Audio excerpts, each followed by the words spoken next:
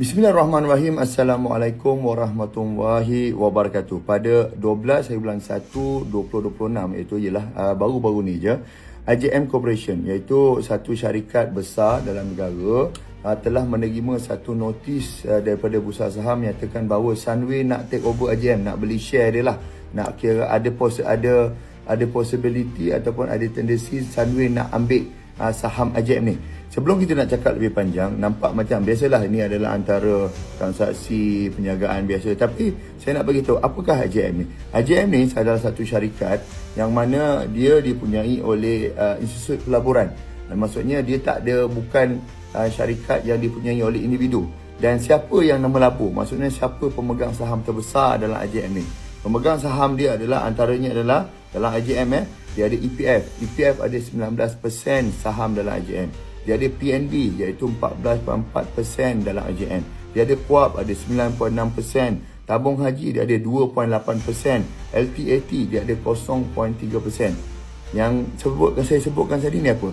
Ini adalah Institut Pelaburan Negara. Maksudnya ini adalah kepentingan equity. Orang yang memegang pelaburan negara dan orang ni company yang memegang pelaburan negara dan juga company yang memegang equity ekonomi Bumi Putra, yang mana kalau campur EPF, PNB, KUAP dan tabung haji dan LTAT tadi mempunyai hampir dekat 47.1% saham dalam AJM. Maksudnya AJM ni 47.1%, majority shareholder lebih kurang pendek kata adalah kerajaan punya. Ada kepentingan awam, ada kepentingan kerajaan, ada kepentingan Bumi Putra dalam tu.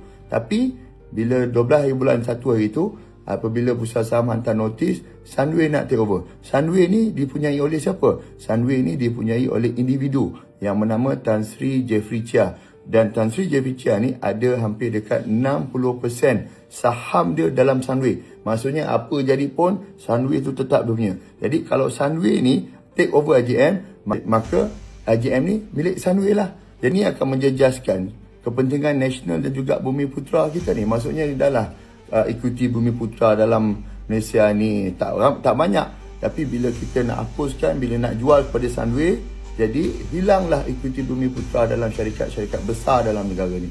Jadi ada orang tanya saya, biarlah dia nak jual benda biasa. Itu saya nak tanya juga, sebelum nak jual ni, kalau syarikat AJM ni rugi, AJM ni tak diurus dengan baik, kita faham, tak ada masalah. Tapi untuk maklumat, AJM ni tahun yang sebelum ni untung saja adalah sebanyak lebih kurang 964.1 juta. Untung, AJM tak rugi langsung. Revenue AJM ada 5.92 bilion. Dan AJM ni ada apa? Apakah aset AJM? Ni, AJM ni dia kebanyakan AJM ni dia adalah lebuh raya. Antara AJM punya lebuh raya yang dimiliki oleh AJM adalah NPE, Best Raya, Lekas dan juga WCE. Dan juga AJM ni ada aset yang sangat strategik iaitu Pelabuhan Kuantan. Jadi kalau Sunway take over AJM, maksudnya semua aset AJM ni, semua lebuh raya ni dan juga Pelabuhan Kuantan ni akan dimiliki oleh AJM. Persoalan yang pertama, kenapa AJM tak rugi?